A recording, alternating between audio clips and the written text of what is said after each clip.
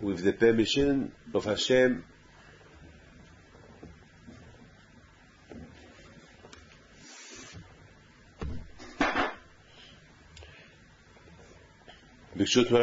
avec la permission d'Hachem, nous sommes en pleine Simcha, en pleine semaine de Hadar, en pleine semaine de la fête de Purim. On vient de terminer Purim, j'espère que vous tous vous avez passé une bonne fête de Purim. Et cette belle fête de Purim, elle nous a laissé un grand impact sur nous, parce que vraiment l'histoire, elle se répète toujours, et justement, de l'histoire, on apprend combien on doit se préserver pour que Dieu préserve des choses comme ça, comme une histoire telle que celle de Haman qui a voulu exterminer les Juifs, ne se répète pas. Cette paracha, c'est la paracha de Kitissa, et la paracha de Kitissa, elle a une grande signification. La paracha de Kitissa, elle nous parle justement lorsque les Juifs, lorsqu'ils doivent faire un comptage, si on veut savoir combien on est 1 million, 2 millions, 3 millions, je ne sais pas combien, on n'a pas le droit de les calculer 1, 2, 3, 4, 5 avec les mains. Il faut que chacun il apporte une pièce. Et selon cette pièce-là, après on va calculer les pièces, combien de pièces il y a pour savoir combien des gens il y a. C'est comme ça qu'on fait le comptage. On n'a pas le droit de faire un comptage comme ça, sans ces pièces, parce que pour plusieurs raisons. L'une des raisons, à cause de Enara, on n'a pas le droit de Enara, parce que lorsqu'on voit trop, waouh, ils sont combien? Ils sont 1 million, waouh, c'est beaucoup, hein? Ils ne sont pas nombreux. Même si on n'est pas nombreux, c'est Yainara. Donc, c'est pour ça, dans la synagogue, lorsqu'on veut savoir s'il y a minyan, s'il y a 10 personnes, alors on fait on prend un pasouk et on compte avec les mots du pasouk. On n'a pas le droit de dire 1, 2, 3, 4, 5, 6, 7, 8, 9, 10. Beaucoup de fois, je vais trop dans les avions, et là-bas, les avions, ils comptent 1, 2, 3. Moi, dans ma tête, je dis, Yainara. C'est pas. Écoutez, je ne suis pas un juif superstitieux. Je suis un juif comme tous les juifs que j'accomplis uniquement ce que la Torah dit. C'est pas, la Torah dit, il ne faut pas compter comme ça. Regardez, David Ameller, il a voulu savoir combien de juifs il y avait en Israël à son époque.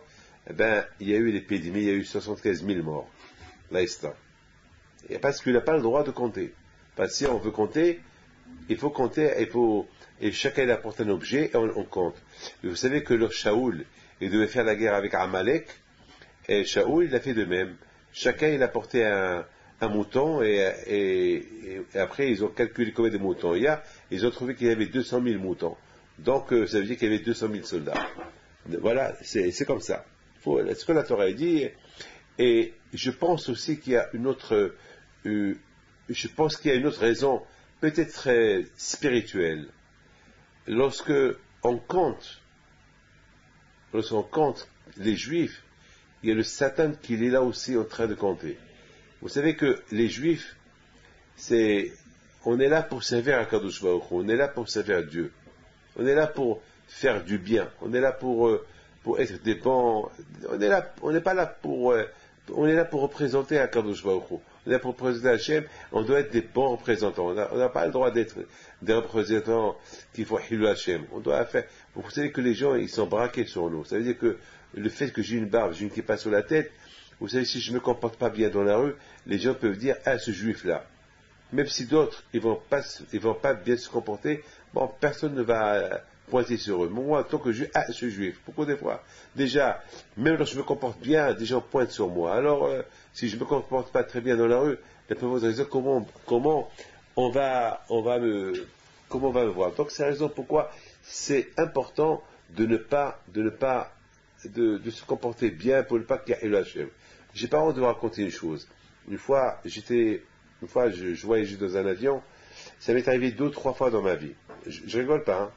Peut-être ça va vous dégoûter ce que je vais vous dire, mais je vous dis exactement ce qui s'est passé. Ça arrive parfois que je vais entrer à la salle de bain dans un avion, et lorsque je rentre, je trouve les toilettes, je les trouve dans un état catastrophique.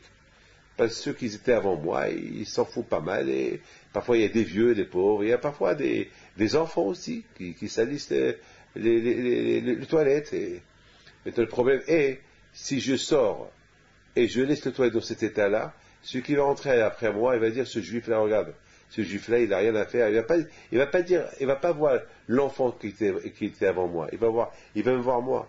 Ben, ça m'arrive que beaucoup de fois, je me mets à nettoyer les toilettes pour ne pas qu'il y ait le Hachem, pour ne pas que, beaucoup de fois, je le lave mieux que les ouvriers je rends le toilette nickel, mieux qu'on l'a trouvé lorsqu'on est rentré dans l'avion. Et c'est comme ça.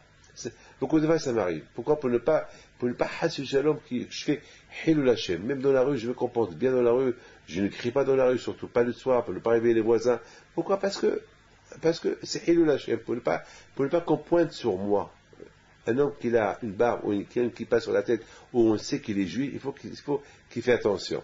Alors le Satan, lorsque les juifs, lorsqu'on compte les 1, 2, 3, le Satan aussi, il compte.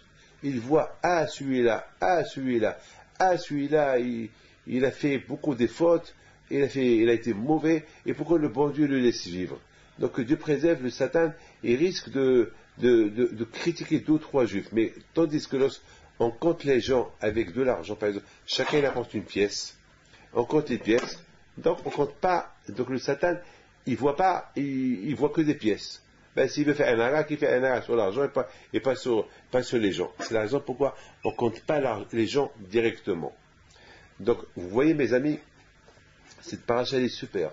Cette paracha s'appelle Kitissa. Justement, écoutez bien ce que je vais vous dire. Nos sages, ils disent que lorsque Haman, il a voulu exterminer les Juifs, il a apporté l'argent. Il a apporté des shkalim. Il a dit à Hachvérosh, voilà, je vais te donner l'équivalent de tous les Juifs en argent. L'équivalent, voilà, j'achète chez toi les Juifs, tu me les vends. Et moi, tu me les vends. Parce que voilà, je sais que tu as peur que le fait que je vais tuer les Juifs, la caisse royale va perdre de l'argent. Voilà, ce que les Juifs représentent dans le monde entier, moi je te paye. Je te donne l'argent. Et justement, nos sages, ils disent une phrase extraordinaire. Nos sages, ils disent que Hakadosh Baruch Hu, tout de suite Hakadosh Baruch Hu, il a dit, Haman, toi tu veux acheter les Juifs avec de l'argent, mais les Juifs déjà, ils m'ont donné de l'argent pour avoir la vie sauve. Ils se sont déjà achetés. Donc toi tu veux les vendre, ils sont déjà à moi les Juifs. Je les ai achetés. Le fait que chaque Juif, il a donné, avant que Hachem il a voulu calculer les Juifs. Mais écoutez très bien. Est-ce qu'Hachem, il a une raison pour compter combien de Juifs il y a? Hachem, il veut qu'on compte. 1, 2, 3, combien? Et comment on les compte? On les compte en comptant les pièces que chacun il a apportées. Est-ce vraiment Hachem, il a besoin qu'on les compte? Mais Hachem, il connaît le nombre des Juifs. Si Hachem, il veut savoir combien on est, il sait. Il n'a pas besoin qu'il nous calcule. Il n'a pas besoin qu'on nous fait le comptage. Hachem, il peut dire à Moshe Rabbeinu, tu sais Moshe, il y a tant de Juifs. Alors pourquoi Hachem, il a voulu que chacun apporte une pièce, Et après, on compte les pièces pour savoir le nombre des Juifs. Hachem, il pouvait simplement dire, la Torah pouvait dire combien on était. C'est quoi le secret que Hachem il veut qu'on se compte, que Hachem il veut que chacun on nous fait compter. Et la raison elle est comme ça. La raison elle est pour quelques raisons. L'une des raisons, c'est que j'aurais voulu nous montrer que nous, même que Hachem il sait combien on est, mais Hachem il nous montre combien il nous aime aussi. Le fait déjà qu'il nous compte, parce qu'on compte quoi? On compte quelque chose qu'on aime. L'argent, on l'aime, alors on le compte. Les enfants, vous savez, lorsqu'on a 10 ou 15 ou 3 ou 4, on sait, j'ai 3 enfants, j'ai 4 enfants, j'ai 10 enfants, ouais, vous comprenez? C'est-à-dire, lorsque vous dites à quelqu'un combien des enfants tu as, et, vous savez, il dit avec joie, j'ai 5, j'ai 6, j'ai 7, chez mes enfants. Tu vois, et l'homme, il n'a pas besoin, le papa de compter chaque jour ses enfants, lorsqu'ils sont à table, 1, 2, 3, il sait combien il a, il sait. Donc Hachem aussi, il a combien on est, il sait. Hachem, c'est notre père.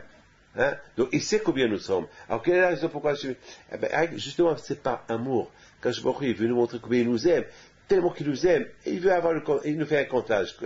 Même lui, il ne compte pas 1, 2, 3, 4, il nous compte avec des pièces. Ou que chacun apporte quelque chose, et après on compte ce que chacun a apporté pour savoir le nombre des Juifs qu'il y avait.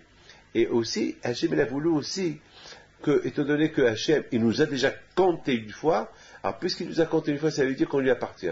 Ça veut dire que le comptage, il est bon. Ça veut dire que c'est le compte des Juifs qui doit toujours il doit toujours rester, et personne ne peut les enlever. C'est tout. Donc, par rapport à ce comptage, ça y a quand je dit, voilà ce que j'ai. J'ai tant de Juifs, ils sont à moi.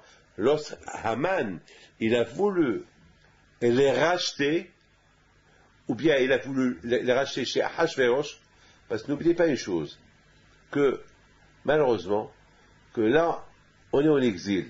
Aujourd'hui, on est en France, non, on est entre les mains des Français. On est en France. Bon, Hachem, grâce à Dieu, tout va bien. Bon, Hachem, tout va bien. Mais vous imaginez que demain, qu'est-ce qu'il peut y avoir? Écoutez, lorsque les Juifs à l'époque de la Shoah, ils étaient en Allemagne, ils étaient entre les mains de Hitler. Ils étaient entre ses mains. Malheureusement, puisqu'ils étaient entre ses mains, il a fait d'eux ce qu'il voulait. Et c'est ça. Il a fait d'eux ce qu'il voulait. Donc, à Bretagne, il faut savoir une chose, que nous, près à même qu'on est là où on est entre les mains de quiconque, mais on veut qu'on soit toujours entre les mains de Akadosh Baruch Hu. On veut qu'on soit toujours entre les mains d'Hachem.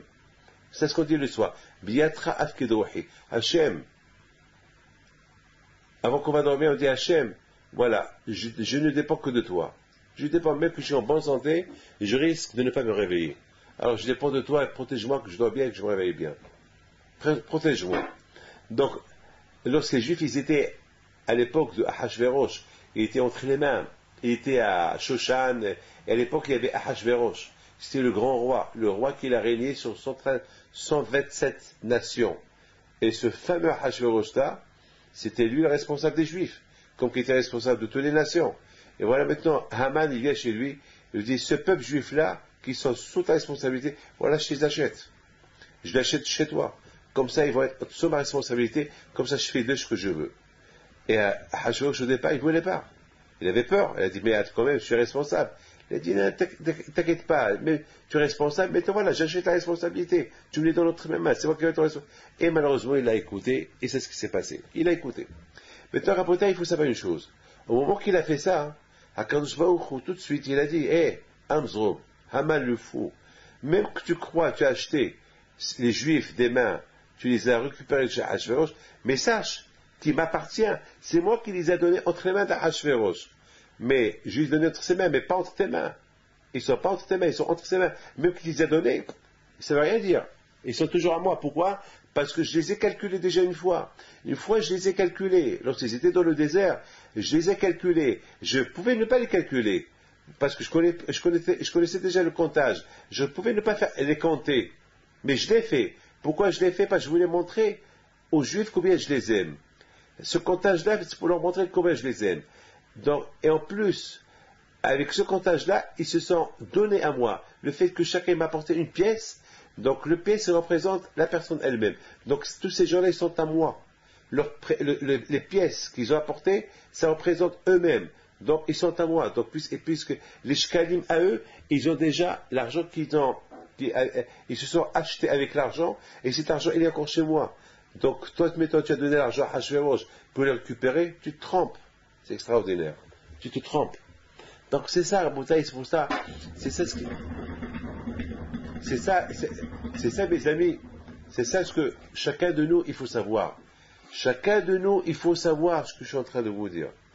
Que Am Israël, le peuple juif, il est toujours entre les mains de Hakadosh Baruch Hu. C'est vrai, on habite en France, on habite en Amérique, on habite au Maroc, on habite en Algérie, on habite en Russie. C'est vrai. Mais il faut savoir les choses, même qu'on habite là où on habite, on est toujours entre les mains de Hakadosh Baruch Hu, toujours on est entre les mains de Hakadosh Baruch Hu. Et c'est Hakadosh Baruch Hu a donné ça. C'est Hakadosh Baruch Hu, notre berger. Lorsqu'on considère qu'on est toujours entre les mains de Hakadosh Baruch Hu, alors jamais il n'aura besoin de rien. Ça. Mais le problème est lorsque on veut être indépendant de Dieu, on ne veut pas dépendre de Dieu. Alors lorsqu'on ne veut pas dépendre de Dieu, ça c'est un grand problème. Là que Dieu préserve, on risque d'avoir des ennuis. Alors quand je lui dis, tu veux dépendre de toi, tu veux pas que je garde le comptage, alors voilà, d'accord, allez, tu es entre les autres, entre les mains des autres, jusqu'à ce qu'on fait des chouvas. Maintenant, c'est ça la paracha de cette semaine. La paracha de cette semaine est toujours en liaison avec la fête de Purim. Pourquoi? Parce que c'est très important cette paracha-là. Cette paracha qui parle du comptage.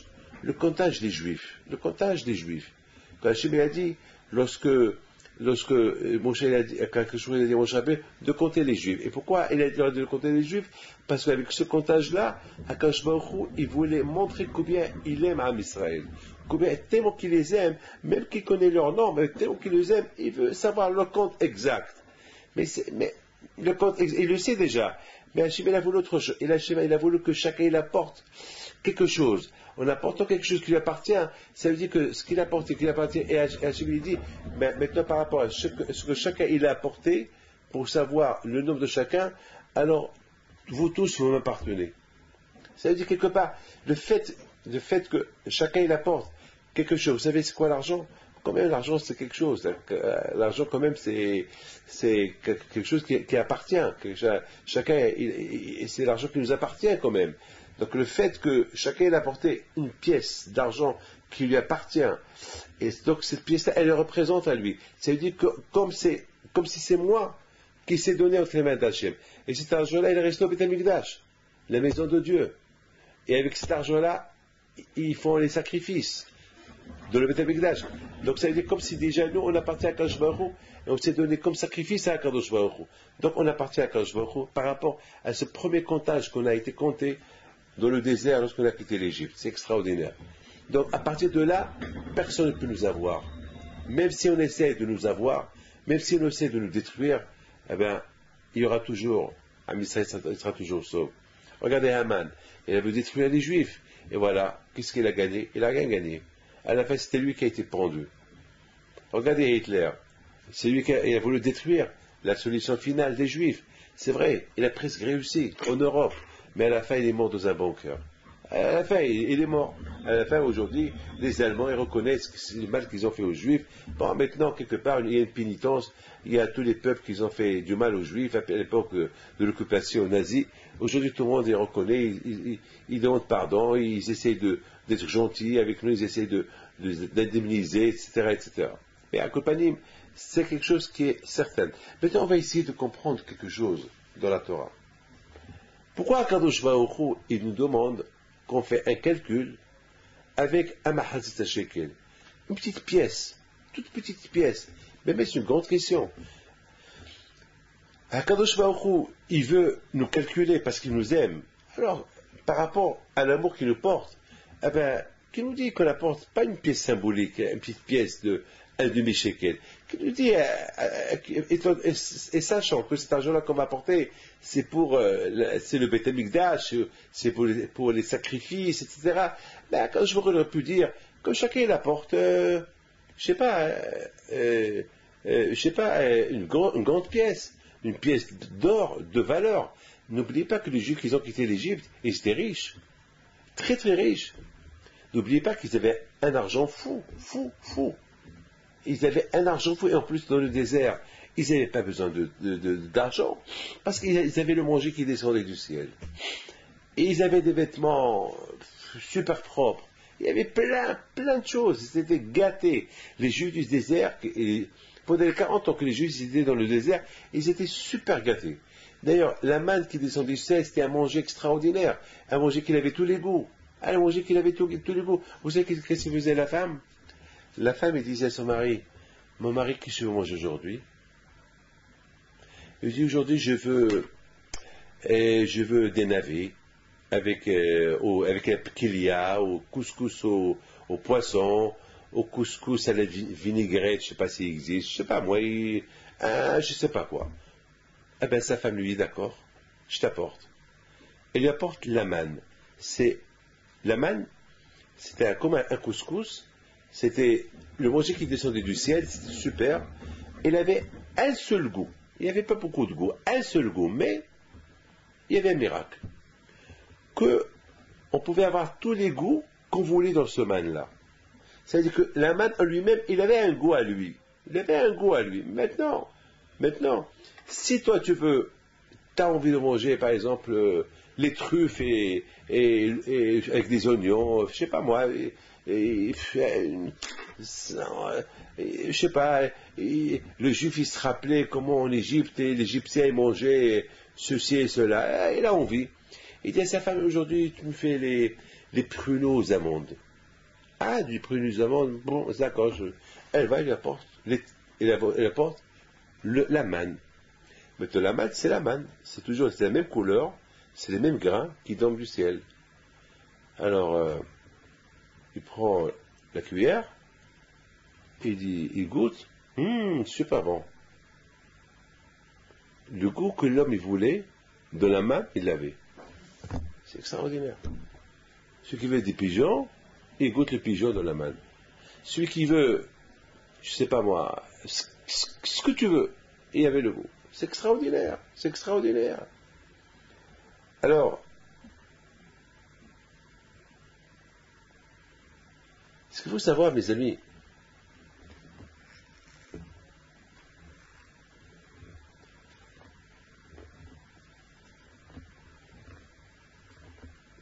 dans la vie,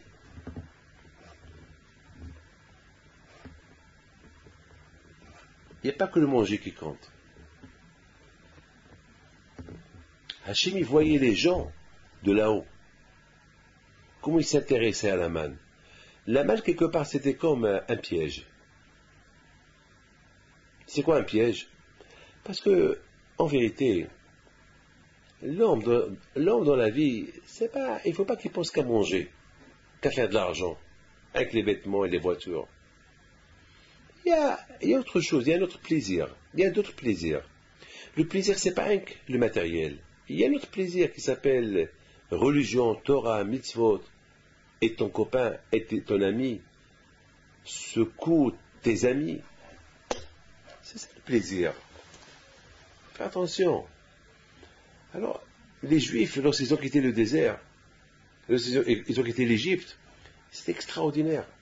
Ils avaient un manger qui se préparait dans le ciel, qu'il avait tous les goûts, tout ce qu'ils voulaient, il y avait dedans. Mais quand je vois il dit, Hachem, ça va lui faire plutôt plaisir que l'homme, il va être un peu normal. La vie, c'est pas avec le manger. Ben, il mange, pourquoi pas, manger ce bon manger qui descend du ciel. Laissez l'original, le goût original. Tu manges le goût original. Pourquoi manger autre chose? Pourquoi essayer de goûter autre chose? Ça, de temps en temps, tu peux le faire, mais pas tout le temps. Et c'est vrai, les Juifs sont arrivés à ce niveau-là. Et pourquoi Hachem a fait tout ça? Hachem a fait tout ça pour une seule raison, pour que le Juif, il perd pas son temps à la cuisine. Il ne perd pas son temps à labourer la terre. Comme ça, il peut étudier la Torah. Eh bien, mais c'est vérité. C'est une leçon à vie. Lorsque un homme, il suit Hachem, sa parnassa, elle vient. Comme ces Juifs-là, qui étaient dans le désert pendant 40 ans, la parnassa, elle venait du ciel chaque jour, eh bien, aujourd'hui, c'est pareil. lorsque tu t'occupes d'Hachem et tu respectes ton mitzvot, la panacée vient du ciel. N'aie pas peur. Le problème est quoi? Ben, le problème c'est que l'homme, il croit qu'il a un peu de doute. Il dit si je travaille pas, je vais perdre l'argent. Il faut que je travaille Shabbat. Non. Respecte Hachem, travaille pas de Shabbat. Même en semaine, tu n'as pas besoin de mourir pour l'argent. Travaille comme tout le monde en semaine. Et ne perds pas ta prière. Le soir, va faire ta prière, l'après-midi et le matin. Et va étudier un peu la Torah. Et tu verras, tu auras ce que tu veux. Grâce à Dieu, moi. Grâce à Dieu. J'ai beaucoup de yeshivot dans le monde. Et j'aide beaucoup des pauvres. Et je demande à Kadosh Baruch Hu. Je ne suis pas milliardaire, mais je demande à Kadosh Baruch Hu. Et à Kadosh Baruch Hu, il m'aide. Il y a beaucoup de fois ici, ils mettent pas, j'emprunte. Qu'est-ce que vous voulez que je fasse? Alors, Bémet, à Kadosh Baruch Hu, tout à l'heure, je vous ai dit que l'Hachem, il a voulu compter les Juifs. Et il leur a dit que chacun apporte une demi-pièce, Mahatzah Shekel. On a posé une question. On a dit pourquoi Kadosh Baruch Hu, il demande à Mahatzah Shekel, étant donné que ce Mahatzah Shekel là, c'est pour le comptage des gens. Au contraire, que chacun apporte une grande pièce, une belle pièce d'or. Je sais pas moi, $1000, $2000 de l'époque, ou $10 000, ils étaient des milliardaires. Ils ont ruiné l'Égypte. Ils ont quitté l'Égypte, ils se sont sortis avec plein d'argent. Et en plus, tout l'argent qu'ils avaient, à part l'argent qu'ils ont recueilli dans la mer, lorsqu'il y a eu, qu'Hachem souffle lorsque la mer s'est coupée, lorsque les Égyptiens, ils ont poursuivi, ils ont pris que de l'or, etc., ils ont trouvé un argent fou dans la mer. D'après de ça, le pauvre dépensier les Juifs, il avait peut-être 300 chameaux pleins d'argent, entre chameaux et ânes et chevaux, etc. Donc ils étaient milliardaires. Vous savez quoi? Akash Baruch Hu, il veut simplement nous faire remarquer une chose. Hachem, il veut qu'on compte notre vie avec un demi-shekel. C'est quoi ça? Pourquoi chacun écoute un demi? Pourquoi moi, ma vie, moi David Pito, c'est ce que je vaux chez le bon Dieu, je vaux un demi-shekel. Au contraire, quand je il a nous dire que chacun apporte $1000, $2000, ou $10 000, ou $100 000 de l'époque, je ne sais pas quoi. Attends, Hachem, il veut que, pour qu'on se fait pardonner le comptage, pour qu'on soit proche d'Hachem, pour qu'on sait combien on est, tout à l'heure, je vous ai dit que tous les liens de ce comptage pour appartenir à Kadosh Baruch Hu, c'est ce que je vous ai dit tout à l'heure, que lorsque Haman, il a donné le compte des Juifs, lorsqu'il a donné une somme équivalente de tous les comptes des Juifs, Kadosh Baruch Hu, il dit à Haman, espèce de fou, les Juifs, ils sont déjà comptés déjà chez moi, et j'ai déjà pris leur shekel, leur demi-shekel à chacun. Donc, il m'appartient, il ne t'appartient pas. Donc, tu ne peux pas les vendre. Donc, si c'est ça, je ne comprends pas. Pourquoi Akadosh Baruch Hu ne nous a pas demandé à donner une belle somme d'argent? C'est quoi la raison? Akadosh Baruch Hu veut nous dire, messieurs, rappelez-vous une chose. Chacun il doit savoir une chose. Chacun ne vaut pas un demi-euro, un demi-dollar. On n'est rien. Parce que lorsqu'on meurt, on laisse tout ici. Donc on ne prend rien. Donc c'est le minimum de qu'on donne pour se faire compter. Il n'y a rien. Qu'est-ce que tu prends avec toi? Qu'est-ce que tu vaux? Tu vaux rien du tout. C'est important que l'homme y pense ça. Lorsque l'homme y pense qu'il ne vaut rien, que tout ce qu'il a, c'est un cadeau du ciel. Tout ce qu'on a, c'est un cadeau du ciel. C'est très important ça. Lorsqu'on pense à Kadosh Baruch Hu, d'un côté, il veut nous montrer, regardez, dépendez de moi. Je vous adore, je vous aime.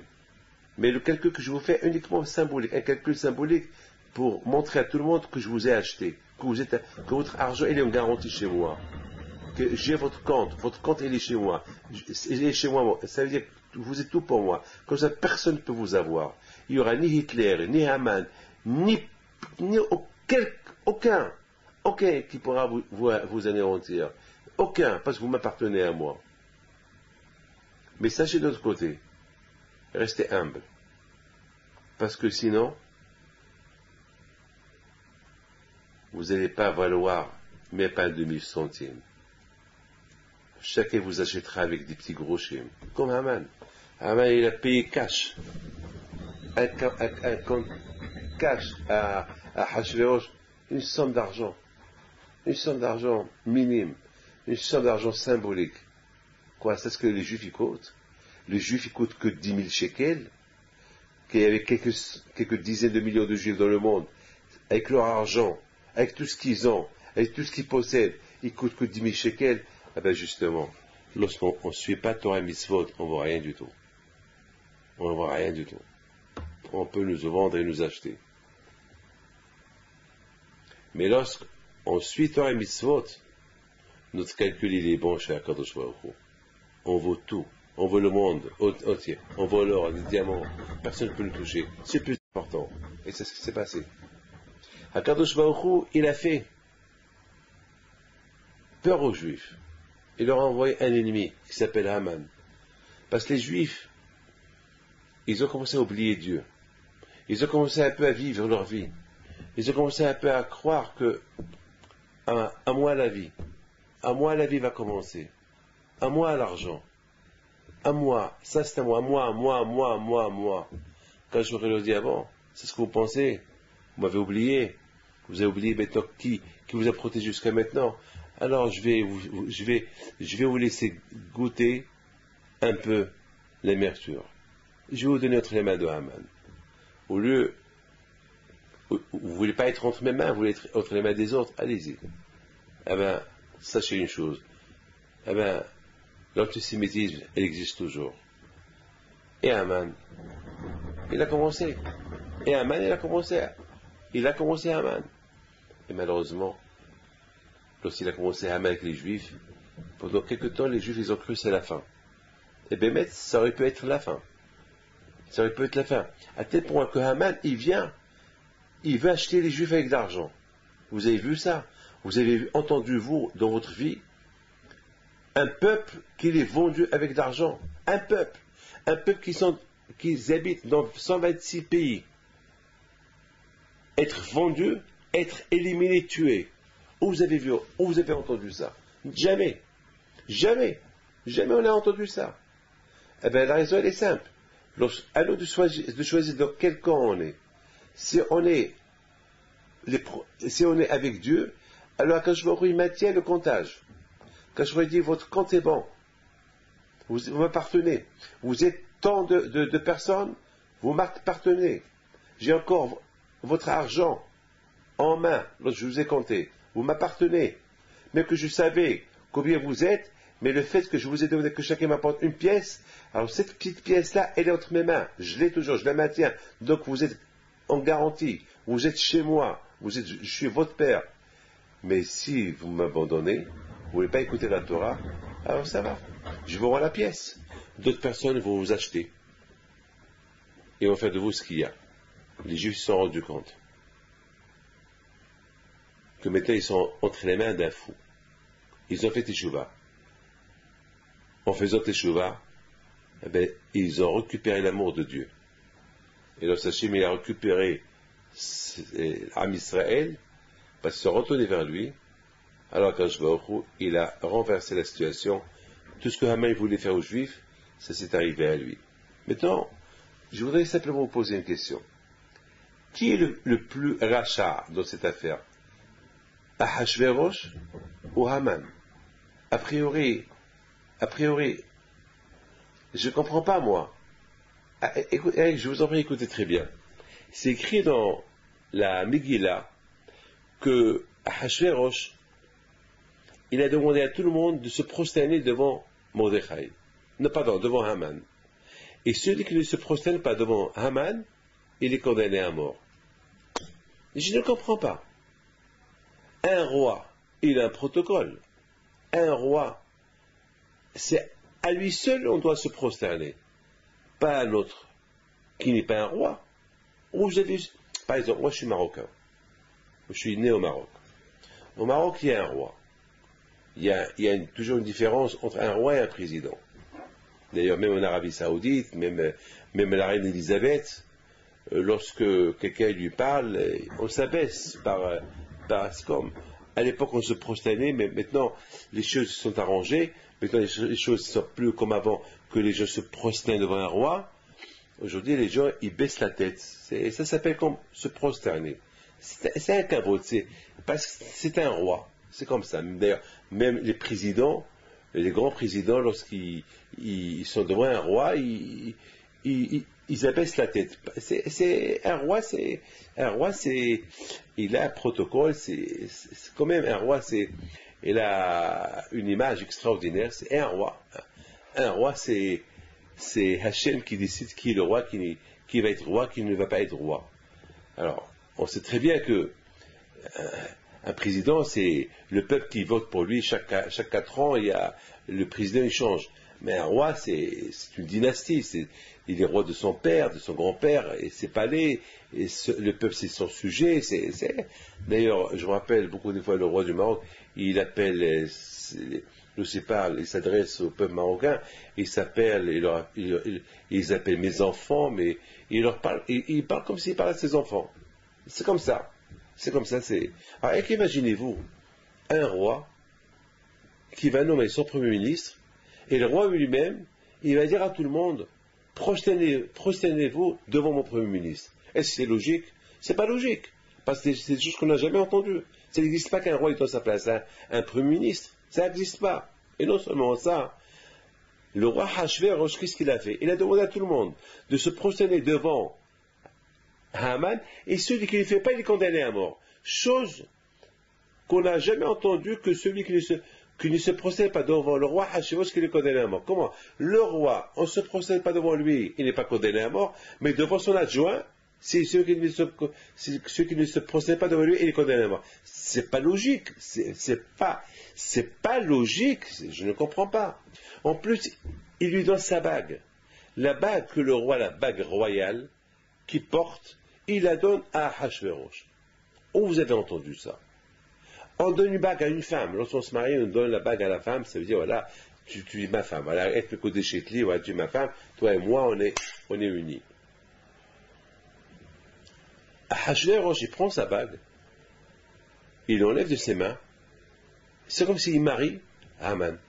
Il dit, Haman, voilà, tu es mon préféré. Tu es plus que ma femme. Voilà. Je ne comprends pas. Il y a quelque chose qui ne va pas là. Pourquoi tout ça? Alors, mes amis, écoutez très bien. Je suis obligé de vous dire ce que je vais vous dire. Je suis obligé de vous dire que Hachvérosh, il est plus rachat que Haman. C'est ce que nos sages y disent. Mais a priori, lorsqu'on réfléchit un peu, on va voir que vraiment le rachat, c'est Haman, c'est pas Hachvérosh, parce que c'est Haman qui a voulu tuer les Juifs. C'est pas Hachvérosh qui était le premier qui a voulu tuer les Juifs, c'est Haman. C'est Haman. On n'a pas vu que c'est Hachvérosh qui veut tuer les Juifs. C'est Haman qui a voulu tuer les Juifs. Alors, pourquoi on va dire que Haman, il est moins rachat, il est moins méchant que Hachvérosh? Eh bien, écoutez très bien. Moi, je pense comme ça. Que Hachvérosh, c'est un grand rachat. Mais c'est un peureux. Un grand peureux. Pourquoi? Parce qu'il déteste les Juifs. Il veut en finir avec les Juifs. Il veut en finir avec les Juifs. Mais il a peur d'en finir avec les Juifs. Parce qu'il a peur. Il s'est dit que chacun qui a touché aux Juifs, il a reçu un coup. Là, c'est une tannée. Pharaon, il a touché aux Juifs, il a été puni. Sisra a été puni. Nebuchadnezzar, Nabucodonosor, et les détruit le temple, a été puni. Tous ceux qui ont fait la guerre aux Juifs, ils ont été punis. Et si je donne l'ordre, et si moi je les tue, je vais être puni. Donc, il ne pouvait pas les punir. Mais là, il était content. Il a trouvé quelqu'un qui veut les acheter. Quelqu'un qui va les tuer. Alors, pour que ce quelqu'un-là, il peut faire de ce qu'il veut, il faut qu'il y ait une raison. Ou pas. Il faut qu'il y ait une raison. Il ne peut pas venir Haman un jour et dire, je vais tuer les Juifs. Les Juifs vont dire, pourquoi tu veux tuer les Juifs? Pour quelle raison? Alors, qu'est-ce qu'il a fait à Hachvérosh? Il a trouvé une idée super. Il a dit à tout le monde, celui qui ne se prosterne pas devant Haman, il est condamné à mort. Pourquoi? Parce que Hachvérosh, il sait qu'il va avoir un peuple qui ne va pas se prosterner devant Haman. Parce qu'Haman, il avait ici une Avodah Zara, l'idolâtrie. Il a dit, alors ça va être une siba. Ça va être une excuse pour que Haman ait détruit les Juifs. Pourquoi? Parce que Ahashverosh, il a fait un décret, celui qui ne se prosterne pas devant Ahashverosh, il est condamné à mort. Donc c'est un décret royal. Il sort du palais royal. Donc tout le monde se prosterne devant Haman. Même les Juifs. Bon, les Juifs, ils faisaient semblant qu'ils se prosternent. Mais ils se prosternent. Ils faisaient comme ça peut-être. Pas on dirait. Pour ne pas que Haman il trouve une excuse pour se prosterner devant eux. Pardon, pour les tuer. Une excuse pour les tuer. Mais il y a un. Il s'appelle Mordechai. Mordechai Yehudi. Ou Mordechai le Echav le Shahavé. Mordechai Yehudi. Lui, c'était le chef des Juifs. C'est le tzaddik de la génération. Lui seul, il s'appelait Yehudi, un juif. Pourquoi les autres ne sont pas des juifs? Oui, tout le monde c'est des juifs. Mais lui se comportait comme un juif. Nous tous on est des juifs. Mais malheureusement, beaucoup de fois, ils ne se comportent pas comme des juifs. Mais Mordechai Yehudi, il s'est vraiment comporté comme un juif. Comment? Il était le seul qui est resté debout, en face à face avec Haman. Il ne s'est pas prosterné devant lui. Il ne s'est pas prosterné devant lui, devant cet Avodah Zara. Parce qu'Haman, il a compris. Mordechai, il a compris une chose. Qu'est-ce qu'il a compris, Mordechai? Mordechai, il a dit, est-ce que c'est logique que le roi Ahashverosh, il donne ce titre-là à Haman, un titre qu'il ne le mérite pas? Ce Haman était qu'un esclave, était un serviteur. Bon, il est devenu riche. Il lui donne un titre. Et quel titre? Un titre, il a rendu adjoint au roi. Il a donné un décret que celui qui ne se procède pas devant lui, il est condamné à mort. Ça veut dire quoi? Ça veut dire qu'il veut que nous tous, nous les Juifs, on se procède devant celui-là, qu'il a l'idolâtrie. Ça veut dire pourquoi? Pour qu'il trouve une excuse sur nous, parce qu'on ne l'a pas fait, il va nous tuer. Maintenant, tous les Juifs, ils le font. Et moi, si je le fais, je vais donner le Hersher. Si je le fais, ça veut dire que je donne la permission à tout le monde de faire comme moi. Alors moi, j'ai été le premier à faire une révolution. Je vais montrer à tous les Juifs que moi je ne vais pas se prosterner devant Haman. Que Dieu préserve. C'est Mordechai aussi, il aurait fait. Les Juifs vont dire, puisque le rabbin fait ça, parce que toujours le rabbin c'est lui l'exemplaire. Puisque le rabbin fait ça, nous on peut le faire. Et Mordechai lo Echav le Ishtahavé. Ça parlait de tout le monde. T'as écouté, t'as vu quoi? Mordechai ne se prosterne pas devant Haman. Mordechai ne se prosterne pas devant Haman. Tu te rends compte? Mais il nous met en danger. Il met notre vie en danger. Alors l'autre lui répond, mais non, c'est lui qui va être en danger, c'est lui qui va mourir. Il va le pendre, Haman. C'est lui qui ne s'est pas prosterné devant lui. Nous on s'est prosterné devant lui, nous. On le fait indirectement, mais on le fait. D'ailleurs, même Mordechai, pourquoi il l'a pas fait? Il aurait pu faire comme nous. Mais Mordechai n'a pas fait comme eux. Pourquoi? Parce que s'il fait comme eux, les autres ils vont dire qu'il n'a pas fait comme eux. Et ça va être comme un Hersher. C'est à Mordechai, il donne une permission. Les Juifs, faites. Parce qu'il n'y a plus quoi nefesh. Parce qu'il y a un danger, faites. Mais non, c'est péché. Même lorsqu'il y a un danger, il n'a pas le droit de se prosterner devant l'Avodah Zara. Yiharek ve'ali abor. Mordechai, il a dit Yahilul Hashem. Ça veut dire qu'en se prosternant devant Haman, ça veut dire on n'est pas juif, ça veut dire qu'on ne croit plus en Dieu, ça veut dire que l'idolâtrie de Haman, c'est elle qui représente l'homme chez Dieu, alors que nous, non. Nous, à Israël, lorsqu'on a prié, on prie directement à Kadosh Baruch Hu, directement, quand on dit Hashem Sefadai Tiftar, Baruch Ata Hashem. Il n'y a pas d'intermédiaire entre nous et Dieu. Non. C'est écrit dans la Torah. Il ne faut pas me servir avec un intermédiaire, parce qu'à l'époque, les nations disaient à l'époque les nations, c'est dur d'approcher direct à Dieu. Donc on approche Dieu par un intermédiaire, par quelque chose, pas direct à Dieu. Et non, c'est pas vrai. Hachem dit non. Un enfant, lorsqu'un enfant, il veut quelque chose, est-ce qu'il ne demande pas un intermédiaire? Va demander à mon père? Non, l'enfant demande directement à son père. Maman, donne-moi à manger. Papa, je veux d'argent. Alors, quand je crois c'est notre père, on veut besoin de quelque chose de lui, on lui demande directement, il n'y a pas d'intermédiaire. Il n'y a pas d'intermédiaire. Donc, Mordechai Hatzadik, il a montré à tout le monde, non, ce que vous êtes en train de faire, c'est faux. Parce que vous êtes en train de donner à Essa, à Haman, vous êtes en train de montrer au monde entier que nous, si on croit qu'on veut, que pour s'attacher à Dieu, on peut le faire par l'intermédiaire. Non. Am Israël, il doit aller directement au bout, au but. C'est quoi? Lorsqu'on doit prier à Dieu, directement à Dieu, il n'y a pas d'intermédiaire. Nous, les Juifs, on a les tzadikim. C'est pas que les tzadikim, ils vont être intermédiaires pour nous, entre nous et Dieu, non. Avec nous, on va chez les tzadikim pour que par leur mérite, Hachem, il écoute notre prière, c'est tout.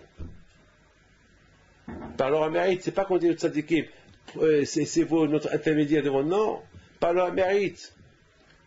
On dit à Hachem, c'est ce qu'on dit, et le cas Abraham, et le cas Yitzhak, et le cas Yaakov. Toujours on prie par le mérite d'Abraham, Yitzhak et Yaakov. Mais c'est pas le mérite parce que peut-être que moi j'ai pas assez de mérite, peut-être j'ai beaucoup fauté, et avec les fautes que j'ai faites, qui me dit que la prière va monter chez le bon Dieu? Alors j'utilise les avos, j'utilise Abraham, Yitzhak, par leur mérite, c'est mon parent. Ils vont dire à Hachem, c'est mon fils, c'est mon petit-fils, aide-le. Voilà. Mais vous avez compris. Mais on comprend très bien que, comment il s'appelle, Ahashverosh, il était plus rachat que Haman. Parce qu'en fait, Ahashverosh, il avait peur de se débarrasser des Juifs. Alors il a trouvé un Haman qui veut prendre le risque. Et on va voir. Et Haman, c'est le fils de Esav. C'est son neveu. Alors peut-être, entre les deux, il va réussir à les tuer. Mais grâce à Dieu, même Haman, il n'a pas réussi. Même Haman, il n'a pas réussi. Il n'a pas réussi à nous tuer. Maintenant, on comprend un grand secret dans la Torah. C'est écrit dans la Megillah que Mordechai, il a dit à Esther, ne dis pas qui tu es. Ne dis pas que tu es juif. Ferme ta bouche. Ne dis pas de quelle famille tu es. Avec tout ce que Ahashverosh, il a essayé de savoir d'où elle est, quelle famille, mais il est tombé amoureux d'elle. Il est tombé tellement amoureux d'elle, il aurait pu la tuer. Comment toi, tu ne me dis pas qui tu es? En général, un homme, lorsqu'il se marie, il veut savoir qui il se marie. Il ne sait pas. Comment il ne sait pas? Qui es-tu? Qui es-tu? Elle ne lui dit pas. Elle lui dit, ou prends-moi ou lâche-moi. Mais il adorait, il tombait amoureux d'elle. D'ailleurs, il était prêt à lui donner tout son royaume. Tout son royaume, il l'adorait. Tellement qu'il adorait qu'il ne pouvait pas s'en passer d'elle. Donc, maintenant, je ne comprends pas le secret de Mordechai. Pourquoi Mordechai n'a pas voulu que sa nièce, Esther, ait dit d'où elle est? Vous savez pourquoi? Parce que Mordechai, il savait que Ahashverosh, il détestait les Juifs. Il les détestait. D'ailleurs, c'est la raison pourquoi il a fait une grande séouda. Il a fait une grande séouda, il a invité même les Juifs à cette séouda-là.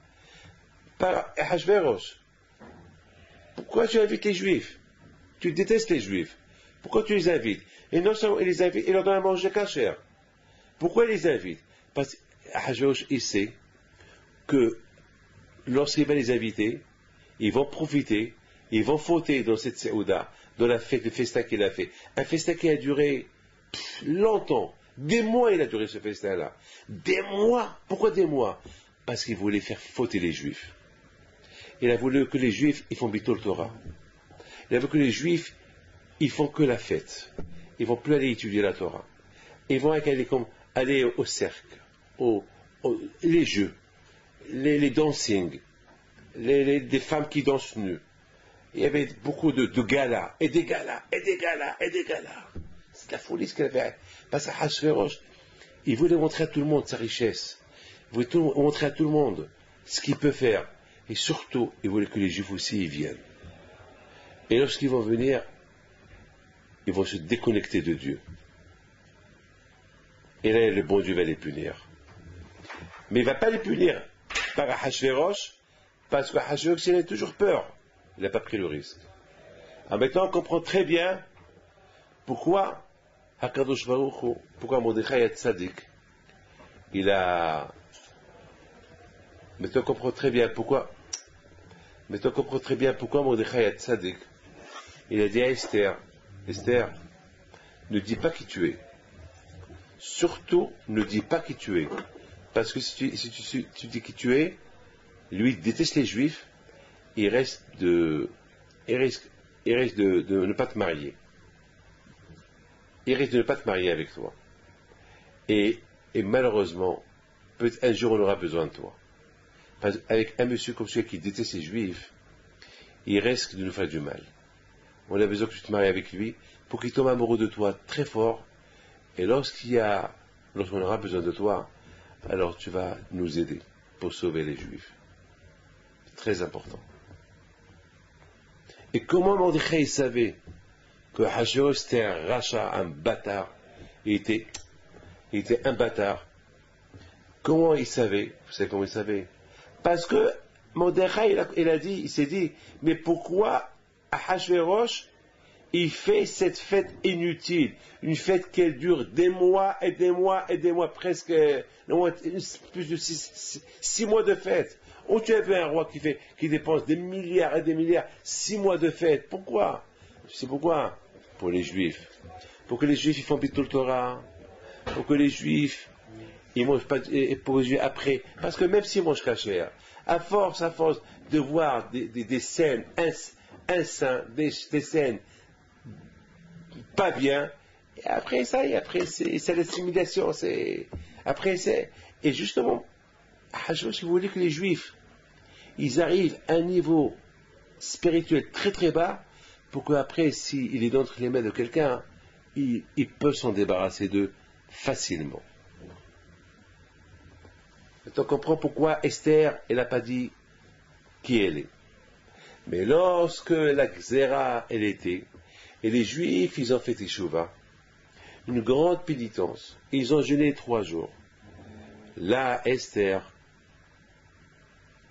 elle a commencé à prendre un peu, à prendre la défense des Juifs. Elle a invité Hachvérosh, elle a invité Haman, et Hachvérosh a commencé à devenir jaloux de Haman. Pourquoi la reine l'invite à un roi, une soirée intime, une soirée de michté, de vin.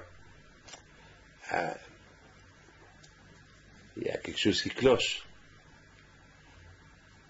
Il n'y avait pas de manger, il n'y avait que du vin, boire. Lorsqu'on boit beaucoup, on se saoule.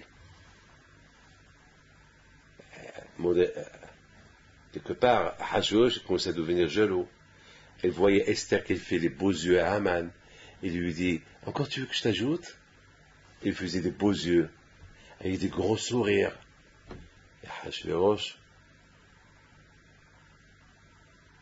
ne comprenait pas. Et il dit à sa femme, mais qui es-tu? Demain je te dirai qui je suis. Si tu me dis qui es-tu, je te donne ce que tu veux. Tout mon royaume je te donne.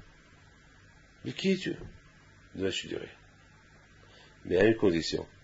Demain, je veux que tu viennes au michté que je te fais un bel apéritif, mais je veux que Haman aussi, il vienne. Wow. Haman? Oui. Haman, tu viens demain soir? Je t'invite avec le roi. Et Haman, il ne savait pas quoi penser. Haman, il était dans les nuages. Et Hachvérosh, il était en plein rage. Parce que jamais il a vu ça. Il ne peut pas la condamner. Il ne peut que... Il a des suspects. Pourquoi il l'invite? Et les yeux qu'il lui fait. Donc, non. Et les Juifs, non, elle ne peut pas être juif. C'est les Juifs. Pourquoi il a invité Haman? Haman, il a fait un décret d'exterminer tous les Juifs. Non, elle n'est pas juive. Même Haman ne savait pas qu'il était juif.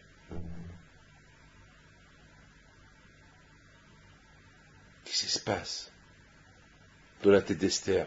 À Hachvérosh, il pense. Mais Haman, il sort tout heureux, tout content. Heureux et content. Ah!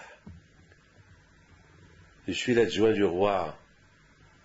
Le roi, il m'adore. Même sa femme elle-même, elle doit être amoureuse de moi. Elle m'a invité au Bishté Yayin. Et même demain soir, elle m'invite. Et tout le monde qui voit Haman, tout le monde qui se prosterne devant Haman, c'est la première fois qu'une reine, elle invite un grand homme à une réception privée. Il n'y avait que elle, le roi et Haman. Ça veut dire que Haman, il est, pour Esther, il est l'équivalent de Ahashverosh. Et tout le monde pense, mais qu'est-ce qui se passe? Pourquoi? Même tout le monde. Et Haman, il sort, il rencontre un juif qui s'appelle Mordechai. Et c'est Mordechai qui ne va pas se prosterner devant lui. Tout le monde qui se prosterne. Et là, Haman, il devient fou de rage. Il rentre chez lui à la maison. Il appelle sa femme. Il appelle ses enfants. Il appelle ses copains. Il appelle tout le monde. Il était furieux.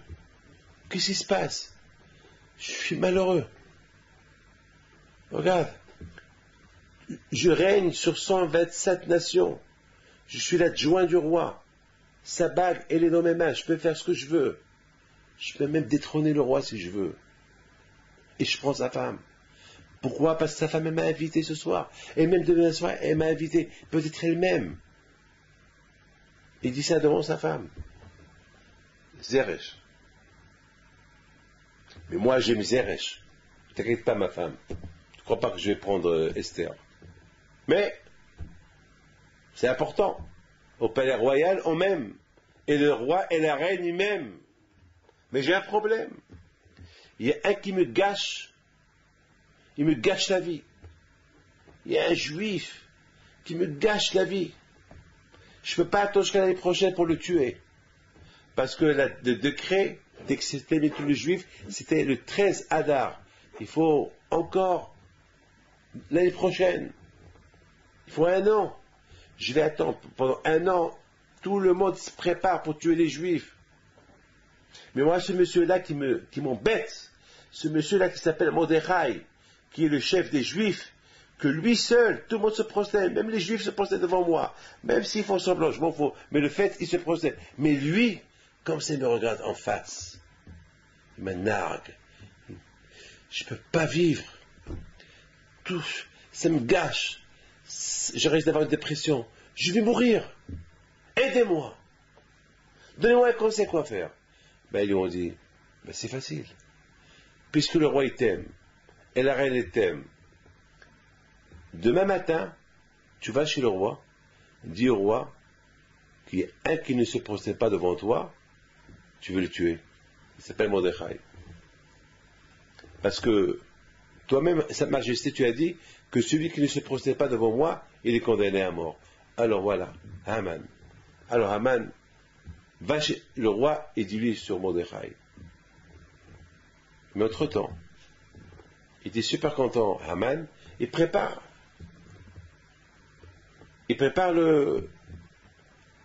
l'arbre où il va pendre Haman, où il va pendre Mordechai. Mais ce soir là-bas, il y a un qui n'arrivait pas à dormir. Il est plein de rage. Ahashverosh. Il pense. Pourquoi Esther, elle invite Haman? Quelle est la raison? Quelle est la raison? Il y a une raison. Peut-être elle complote quelque chose contre moi. Peut-être demain soir elle va me tuer. Peut-être elle et lui vont me tuer demain soir. C'est pas possible. L'idée de Esther rend jaloux à Ahashverosh. Le rend jaloux à mourir. Il n'avait plus à dormir. Lorsqu'on a un problème, on n'arrive pas à dormir. Surtout lorsqu'on aime quelqu'un. Lorsqu'on aime une femme, et on soupçonne que cette femme-là, elle a les yeux sur quelqu'un, on n'arrive pas à dormir. Ou le contraire.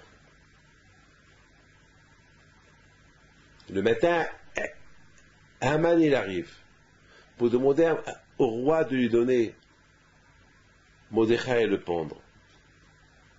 Et entre-temps, Ahashverosh fait un cauchemar. Parce que lorsqu'on pense à quelque chose, on rêve la nuit. Il rêve un cauchemar comme quoi Haman voulait le tuer. Et c'était pour un roi qui rêve qu'on va le tuer, c'est terrible. Il commence à crier. Il crie. Il se réveille. Qu'est-ce qui se passe, Majesté Xia?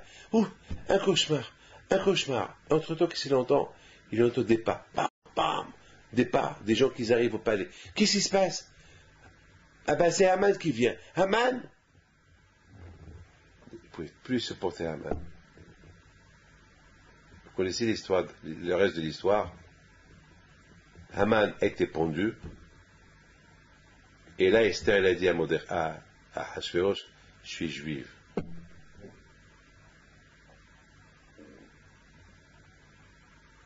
T'es juif? Ouais. Pourquoi tu ne me l'as pas dit?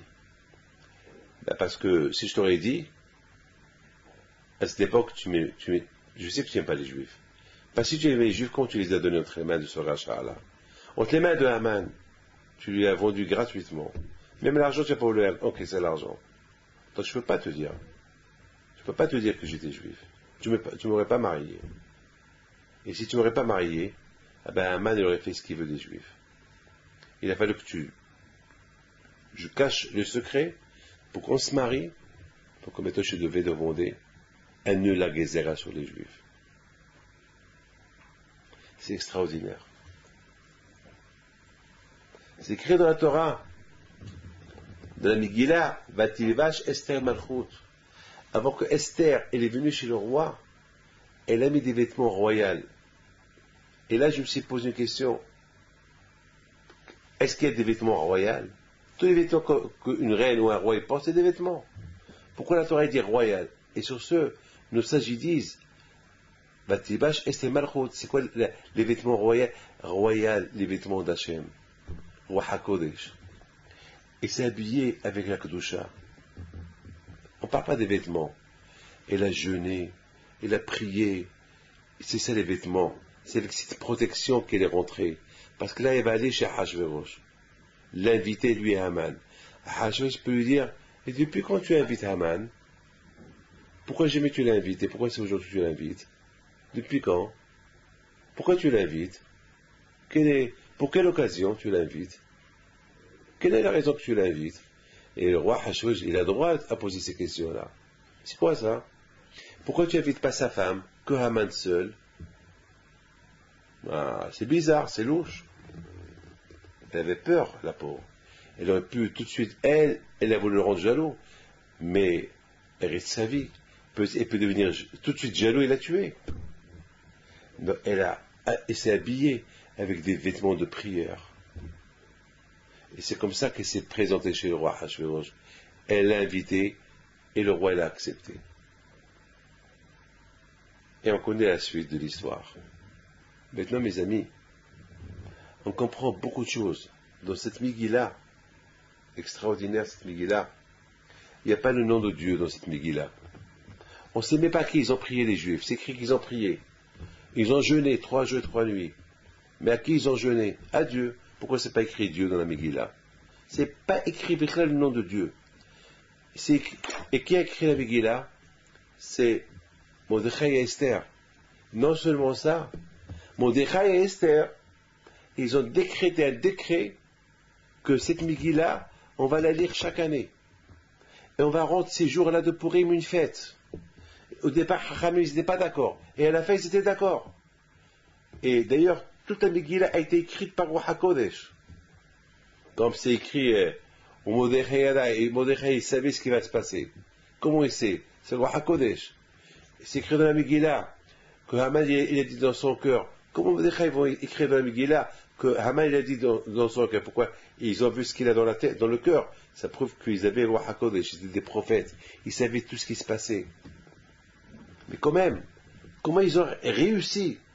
C'est extraordinaire. Ils ont réussi, Mordechai et Esther, à convaincre tous les rabbins du monde à faire la fête de Purim pour toutes les générations à venir. Jusqu'à maintenant, ça fait plus de 2000 ans qu'on fête Purim. Ils ont accepté. Quelle est la raison? Quelle est la raison? C'est extraordinaire. Quelle est la raison? Vous savez, mes amis, il faut savoir une chose. Lorsqu'on voit un miracle, On dit à Hachem, merci Hachem. Quelqu'un il est malade, il va chez le médecin, il lui dit tu as un cancer, que Dieu préserve. Et après il guérit. Merci Hachem, tu m'as guéri. Mais il y a des gens qui ont un cancer, ils ne savent pas qu'ils ont le cancer, ils guérissent sans savoir qu'ils avaient une fois un cancer. Ouais. Sans médicaments, sans rien du tout. Le matin, on quitte la maison. Est-ce qu'on sait si on va retourner ou pas? On sait très bien, beaucoup des gens qui sont partis dormir ne sont pas levés le matin. On sait très bien qu'il y a eu des gens qui sont sortis le matin de la maison, ils ne sont pas retournés le soir. Ils ont eu un accident, un infarctus, n'importe quoi. Mais parfois, on peut voir quelqu'un qui est sorti le matin, il a fait l'accident, tout le monde est mort, lui il n'est pas mort. Waouh, quel miracle! Il va faire une fête pour ça. Il faut savoir une chose, il y a des miracles qu'on voit, il y a des miracles qui se font sans qu'on les voit. Le miracle d'Esther, le miracle elle a commencé, c'est extraordinaire. Si vous lisez la Megillah, comment quand je pourrais préparer les miracles naturellement avant que Haman il déclare la guerre aux Juifs. Déjà Esther était là-bas, déjà pour sauver les Juifs, déjà Esther elle a sauvé le roi, Mordechai a sauvé déjà le roi de la mort, quelqu'un a voulu le tuer, et Mordechai a dit à Esther, des préparations naturelles. Le fait que le nom de Dieu n'est pas écrit dans la Megillah, c'est pour nous apprendre qu'il y a des miracles qu'on voit, la main de Dieu dans ces miracles, mais il y a des miracles qui se passent sans qu'on voit, sans qu'Hachem il est au milieu. Et Hachem il fait le miracle. Mais on n'a pas vu comment le miracle a été préparé. C'est la raison pourquoi dans la Megillah il n'y a pas de nom d'Hachem. Parce que la Torah, Harami veut nous apprendre, regardez, quelle histoire. Cette histoire, comment Hachem nous a préparé l'histoire, comment Hachem nous a préparé les miracles, avant qu'il y ait eu le grand miracle. Et a priori, on dirait pas que Hachem était dedans. Et Hachem était dedans. C'est très important de savoir que chaque jour, on vit des milliers de miracles. Mais on ne voit pas les 20 d'Hachem dans ces miracles-là. Parce qu'on ne connaît pas qu'il y a eu des miracles. Mais après 120 ans, lorsqu'on sera dans l'autre monde, le bon Dieu va nous montrer des milliards de miracles qu'il a fait avec nous chaque jour, pendant toute une vie. Et on va dire, mais on ne savait pas. On ne savait même pas, Hachem, que tu as fait avec nous ces miracles. Pour te dire merci Hachem. Quand je vois il nous répond, mes miracles sont cachés. Mon nom, il est caché. Les miracles, ils sont cachés. C'est la raison pourquoi on doit donner des éloges à Kadosh Baruch Hu, même pour les miracles qu'on a vus chez d'autres personnes ont eu. Pourquoi? Parce qu'on doit se dire, peut-être nous aussi, on devait avoir ces miracles-là, mais ils se sont arrivés avec nous, mais sans qu'ils arrivent. On devait faire un accident, on ne l'a pas fait. C'est un miracle. Pourquoi il faut qu'on fait l'accident et on voit le miracle pour dire, ah, quel miracle. Au contraire, si on devait avoir un accident et l'accident ne s'est pas fait, c'est ça le plus grand miracle. Beaucoup de fois, ça arrive que les avions, ils atterrissent, et au lieu qu'ils décollent, ils décollent plus, ils disent, il y a un problème technique. Après 2-3 jours, il y a un grand... Comment il a pu s'envoler et atterrir, puisqu'il y a des problèmes techniques. Et pendant une semaine, ils vont réparer. C'est des miracles. Bémet. Il y a beaucoup de techniciens qui disent ça. Beaucoup de fois, des avions qui atterrissent avec des miracles. Ils décollent avec des miracles. Beaucoup de fois. Moi, je vous raconte un miracle qui m'est arrivé. J'étais à Lyon avant-hier. Je prends des cachets pour le diabète. Et voilà, il s'est passé que je sais pas, involontairement, je prends un cachet et je jette un cachet. Le lendemain, c'était le Ta'anit, le jeûne d'Esther. J'étais à une Séouda, j'arrive à la maison, c'était 1h du matin. Et je me suis rappelé, je n'ai pas pris le cachet du diabète. Parce que mes médicaments, ils étaient en bas au bureau. Je n'avais pas les clés. J'avais de la peine. J'ai dit, oh là là, le taux du diabète va être élevé. Et soudainement, je me rappelle, mais hier, j'avais jeté un médicament, un cachet du diabète. J'ai commencé à le chercher, je l'ai trouvé. C'est pas un miracle, ça. Est-ce que moi je jette les médicaments? Est-ce que moi je suis bête de jeter les médicaments? Pourquoi je ne l'ai pas rendu dans la trousse? Parce qu'Hachem savait que le lendemain, j'allais oublier la trousse au bureau et que j'avais pas pris, je vais pas prendre du médicament toute la journée. Il fait que je le prends avant d'aller me coucher. Et Hachem a fait que je le laisse. Un miracle. Après, j'ai vu le miracle. Mais le miracle, il a commencé lorsque j'ai laissé le médicament, lorsque j'ai jeté le médicament. Et pour moi, je l'ai jeté. Je ne pensais pas à ce qui va se passer demain soir. C'est la raison pourquoi il n'y a pas le nom de Dieu. Ça veut dire qu'il faut savoir une chose. Chaque chose, toute la vie de la personne, même qu'il ne va pas des miracles, pour dire merci à Hachem, Hachem, il lui fait des miracles sans que lui il le sait. Sans que l'homme il le sait. Et c'est la raison pourquoi il faut toujours dire merci à Kadosh Baruch Hu. Maintenant, on comprend très bien pourquoi Esther Amalka. Donc Esther Amalka, il a dit aux Juifs, à Hachamim, il faut qu'on fasse cette fête-là chaque année. Et ils ont dit à Esther, pourquoi? Quelle est la raison? Pour qu'on te donne la gloire? Non. Il leur a dit pour donner la gloire à Hachem. Parce que à cause de cette histoire de Haman, les Juifs, ils ont dit Naase Venishma. Ils ont dit Kimo Vikiblo. Ils ont maintenant, regarde comment ils font les fêtes. Regarde comment maintenant ils aiment Akadosh Baruch Hu. Regarde comment ils aiment Akadosh Baruch Hu. Regarde maintenant comment ils voient tous les miracles que leur a fait sans que eux, comment Hachem leur a préparé le miracle avant que le miracle se fait. Et eux, ils ne savaient pas pourquoi. Regarde les fautes qu'ils ont fait. Au lieu que le bon Dieu les punit pour les fautes qu'ils ont fait, le bon Dieu leur a préparé que des miracles à côté. Regardez ce qu'ils ont fait. Pas pour moi, pas pour mon honneur, pas pour ma gloire, mais pour Hachem, il faut faire cette fête-là. Et de cette fête-là, les Juifs, ils vont apprendre à dire merci à Akadosh Baruch Hu tout le temps. Et de cette fête-là, les Juifs, ils vont toujours dire Kimo Vikiblo, toujours, ils vont dire Naase Venishma, toujours, ils vont accepter, ils vont aimer Akadosh Baruch Hu, ils vont accepter la Torah avant que. C'est pas qu'on les supplie pour venir étudier la Torah. Et à eux de venir étudier la Torah, sans qu'on leur dise de venir étudier la Torah. Aujourd'hui, il faut qu'on supplie les gens, allez, viens étudier, allez, fais ça, allez, mange kasher. Non. Il faut que le Juif, il arrive à faire les choses sans qu'on lui dise, sans qu'on lui supplie.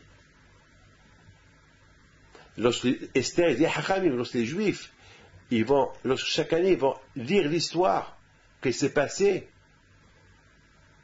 alors, et l'histoire, elle se répète toujours. Donc, ils vont se renforcer toujours dans la religion. Et c'est important pour les Juifs qu'ils sachent, parce que s'ils ne connaissent pas cette histoire-là, c'était la plus grande Shoah des Shoah, la mère des Shoah. Haman, il a voulu le faire. C'est important que les Juifs le sachent. Que lorsqu'on ne suit pas Hachem, que Dieu préserve. On peut être vendu à n'importe quel, entre les mains de n'importe qui. Mais lorsqu'on suit Hachem, alors on est vendu qu'à Hachem. On est vendu, on appartient à Kadosh Baruch Hu, parce qu'il nous a calculé. On est toujours calculé dans sa tête. Il connaît le nombre des Juifs. Il sait exactement combien il y a. Il nous a calculé déjà. On est dans la tête d'Hachem. Mais lorsqu'on s'éloigne d'Hachem, alors l'argent qu'on a donné pour le comptage, il vaut devant Kadosh Baruch Hu. Ah, c'est un comptage. Ce comptage-là, il représente le nombre des Juifs. Ils sont à moi. Mais lorsqu'on ne suit pas le chemin de Kadosh Baruch Hu, eh bien, il peut y avoir des Haman qui veulent nous racheter et faire de nous ce qu'ils veulent. C'est important, Esther et dit à Hachamim, c'est important que cette fête-là, elle soit répétée chaque génération. Et Hachamim, ils ont dit oui. Ils ont été d'accord avec elle. Et surtout, lorsqu'ils ont vu que la Megillah, elle a été écrite avec la névoie, avec prophétie, avec Ruach HaKodesh. Et Esther, elle a réussi à faire entrer la Megillah dans la Torah. Et on dit, Baruch Ata Hashem avec les brachot. Tous les Hachamim sont d'accord. Et il y a même une Gemara qui s'appelle Megillah. Des halachot de Megillah, des halachot de Purim. Elle est. À Kol Panim Shtamim, cette fête de Purim, elle nous apprend deux choses. La tzedaka et la Torah. Les Juifs, qui m'ont vécu plus c'était sur eux le fait d'être un peuple juif, étudier la Torah autour d'Hachem, autour du bon Dieu, et s'aimer entre eux, et aider les pauvres. C'est très important ça. Parce que si on est les gens de Dieu, il faut qu'on sache que Dieu, il aime tout le monde. Il n'est pas que les Juifs, il aime même les non-Juifs.